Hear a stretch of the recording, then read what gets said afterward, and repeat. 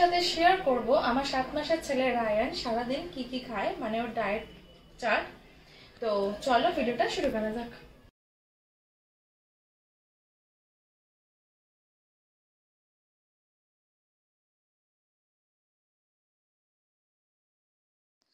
তো একদম সকাল 8টার সময়, 8টা থেকে 8:30টার মধ্যে রায়ান খায় হচ্ছে দুধ বিস্কুট।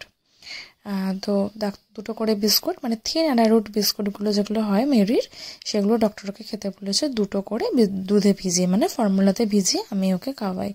প্রথমে বিস্কুটটাকে জলে আগে থেকে ভিজিয়ে রাখি কিছুক্ষণ, তারপরে ফর্মুলাটার মধ্যে মিশিয়ে ওকে খাইয়ে দিই। তারপরে 10টা থেকে 10:30টার মধ্যে ও খায় সেরেলাক আর একটা গোটা কলা।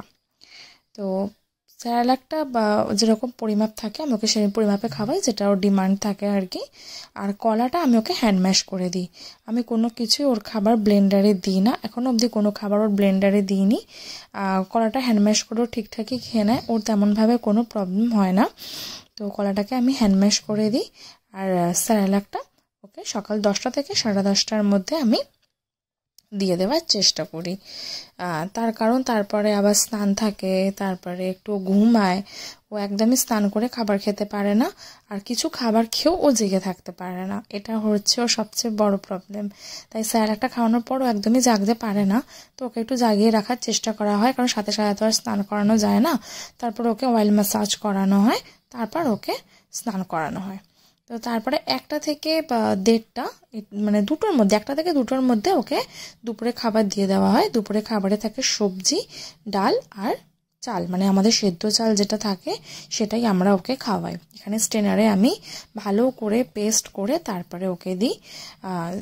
সবজির মধ্যেও যেমন খায় গাজর, বিট, বিনস, তারপরে মিষ্টি আলু, পেঁপে, ব্রোকলি, তারপরে পালং পাতা, কড়াইশুঁটি, আর বিট খায়, আর কি খায়, এরকম টাইপের সবজিও খায়। আর তেমনভাবে আর কোনো সবজি দিই না। গাজর, তারপরে ব্যাস এই কটা সবজিও খায়। ঘুরিয়ে ফিরিয়ে ওকে দিই, যেমন আজকে ছিল হচ্ছে বিট, বিনস, গাজর, এইসবই ছিল, মিষ্টি আলু। তারপরে এখানে ওষুধ ফষুধ খেয়েও রেডি হয়ে বসে রয়েছে ঘুমিয়ে পড়বে বলে। তারপর ওকে 4টে থেকে 4:30টার মধ্যে, মানে ঘুম থেকে ওঠার পর আর কি, ওকে অ্যাপেল পিউরি দেওয়া হয়। অ্যাপেলটাকে আমি সেদ্ধ করে নিই, স্টিম করি না। আমি স্টিম করে দেখেছি একদম খেতে চায় না, জানি না কেন। আমি প্রথমে স্টিমই করতাম, কিন্তু একদমও স্টিম করে খেতে পারে না বা খেতে চায় না, কত কাঁচা গন্ধ বেড়ে যায় না কি হয়। আমি অনেকক্ষণ স্টিম করে দেখেছি, তাও খেতে চায় না। তাই আমি ওকে সেদ্ধ করেই অ্যাপেল পিউরিটা দিই।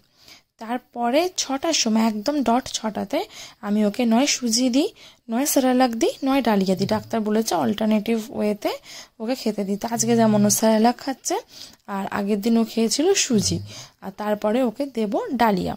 তো এরকম 6টার মধ্যে ও এটা খেয়ে নেয়। 6টার পরে ওকে ডাক্তার কোনো সলিড ফুড দিতে না করেছে আপাতত।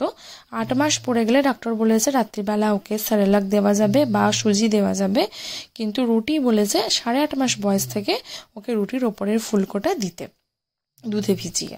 তারপরে যখন তারপর থেকে 6টার পর থেকে ওর ডিমান্ড অনুযায়ী ও ব্রেস্ট ফিড করে, আর না হলে ফর্মুলা ফিড করে। তো এটা হচ্ছে ওর রাত্রিরে লাস্ট খাবার। তো এটাই হচ্ছে ও সারাদিনের খাওয়া দাওয়া। তো এই হলো আজকের সারাদিনের রায়ানের খাওয়া দাওয়া। তো এরকম ভাবেই ও ঘুরিয়ে ফিরিয়ে খেতে থাকে। বিকেলবেলা কোনোদিন সেরেলাক, কোনোদিন সুজি, এরকম ভাবে অল্টার করেও খায়। তো তোমাদের ভিডিওটা কেমন লাগলো অবশ্যই কমেন্টে জানিও, এন্ড ভালো লেগে থাকলে অবশ্যই লাইক করো, এন্ড চ্যানেলটাকে অবশ্যই সাবস্ক্রাইব করে দিও। তো দেখা হচ্ছে পরের ভিডিওতে।